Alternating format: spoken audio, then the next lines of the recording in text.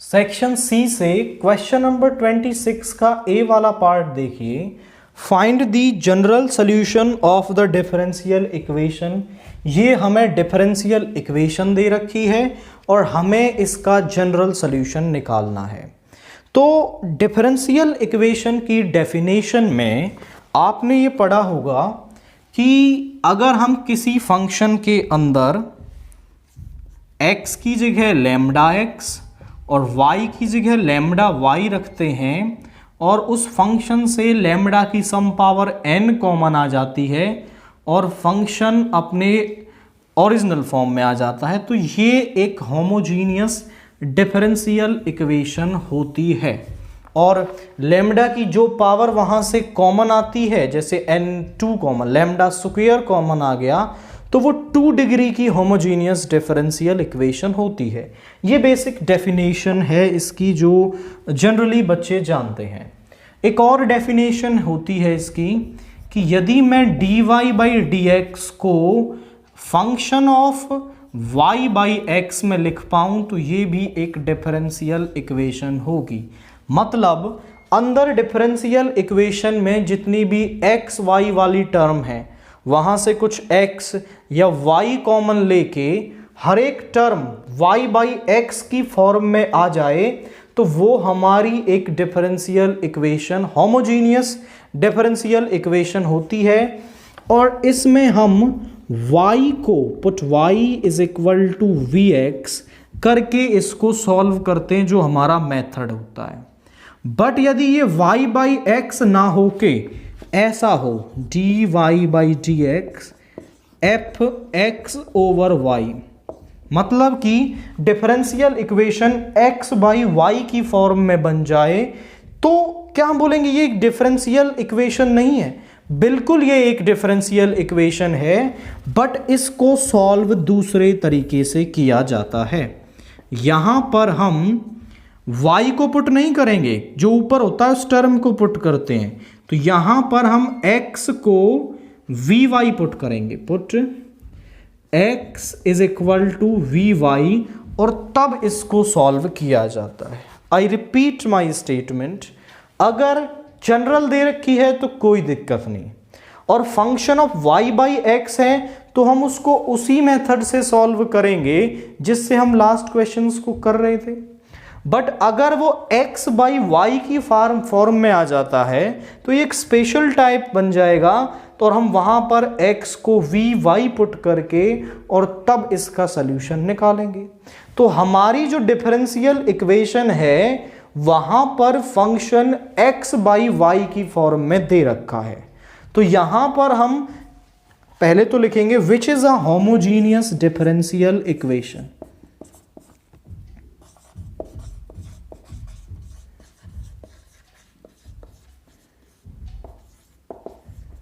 तो यहां पर हम x को vy पुट करेंगे, put x is equal to vy in first, और इसका डेरिवेटिव कर लें।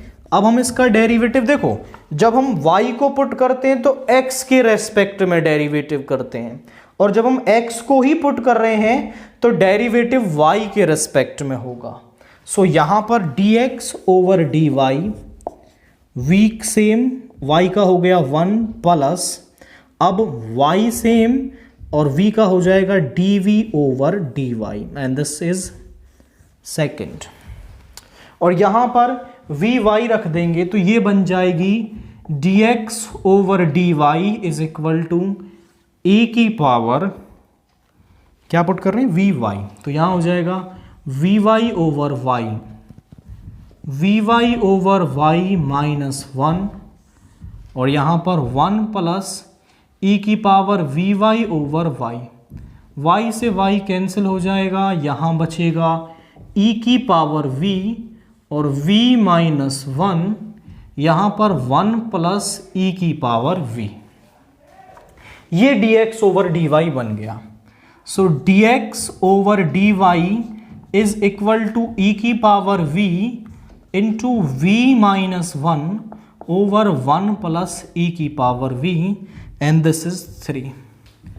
फ्रॉम सेकेंड एंड थर्ड आप ध्यान से देखें तो दोनों ही dx ओवर dy है।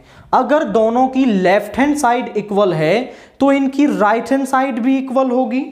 तो यहां से v plus y dv over dy is equal to e की power v into v minus 1 over 1 plus e की पावर v।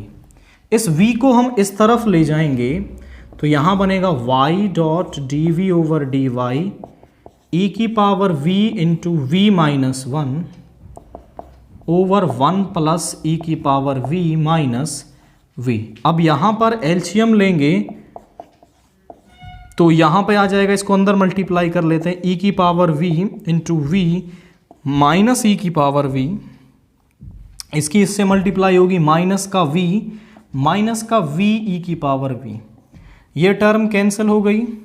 यहां से माइनस कॉमन ले लेंगे, v प्लस ई की power v upon 1 plus e की पावर v और y dot d v over d y. अब यहां पर हम वेरिएबल्स को सेपरेट करेंगे और v जिनमें भी v है हमारा उनको इस तरफ ले आएंगे और बाकी को हम उस तरफ ले आएंगे। तो यहां पर इस टर्म को इधर ले आइए। सो 1 प्लस ई की पावर v ऊपर आ जाएगा, v प्लस ई की पावर v यहां और dv को इस तरफ रख लिया, y नीचे चला जाएगा upon dy, taking integration on both side.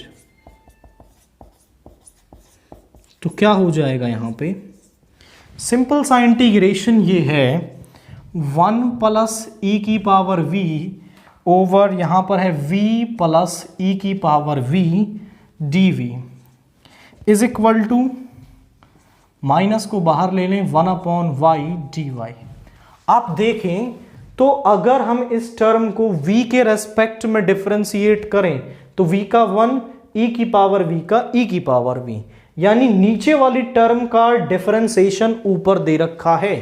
और जब भी हमारे पास ऐसा केस आए कि नीचे फंक्शन और ऊपर उसका डेरिवेटिव दे रखा हो तो उसका इंटीग्रेशन होता है log fx प्लस सी, मतलब नीचे वाला फंक्शन ऊपर आ जाएगा। ऐसा कैसे होता है, इस टर्म को पुट करेंगे तो ये और ये नया वेरिएबल बन जाएगा और नीचे बनेगा 1 अपॉन टी और उसका इंटीग्रेशन होगा log t और t की जगह वापस वही टर्म आ जाएगी। हम इसे डायरेक्टली यूज कर सकते हैं क्योंकि हमने इसे एक्सरसाइज की है तब प्रूव किया है, ये अंडरस्टूड है हमें। तो यहां पर इसका इंटीग्रेशन हो गया log v प्लस ई की पावर v, इसका हो गया माइनस log y, और जब सब कुछ log में है तो कांस्टेंट को भी आप log में ले लेना। तो यहां से हो गया log v प्लस ई की पावर v और log m minus log n होता है log c बाई y। दोनों तरफ log तो e की पावर में ले जाएंगे या फिर आप बोल सकते हैं log को कैंसिल कर देंगे। सो v प्लस ई की power v is equal to c by y। तो इसका इंटीग्रेशन हो गया। अब हम v की जगह वापस पुट करेंगे तो v की वैल्यू यहां से मिलेगी v is equal to x by y, वापस पुट कर देंगे। यहां आ गया x by y plus e की पावर x बाई वाई और यहां पर c बाई वाई। या तो आप इसे यहां लीव कर दें या फिर आप इसका एलसीएम ले सकते हैं इस तरफ, ये भी एक सोल्यूशन है। यहां भी लीव कर दोगे तो भी कोई दिक्कत नहीं है। y यहां पे आ जाएगा x plus y into e की power x by y c by y, तो यहाँ ये कैंसिल हो गया।